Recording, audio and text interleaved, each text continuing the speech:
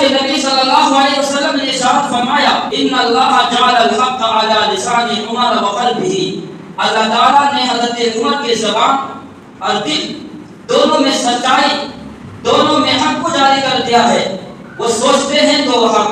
بولتے ہیں تو وہ حق، دل میں جو باتیں آتی ہیں تو وہ حق،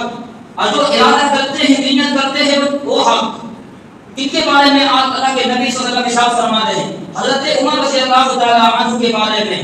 میں صرف ایک اشارہ کرنا چاہتا ہوں، میں کھل کر کے نہیں بولوں گا، میں صرف اشارہ کرنا چاہتا ہوں کہ جس کی زبان اور دل پر اللہ نے حق کو جاری کر دیا، وہ اگر فیصلہ کرتے جس مسئلے کے بارے میں، وہ مسئلہ بالکل سچ اور حق ہے، اس کو ماننا چاہیے،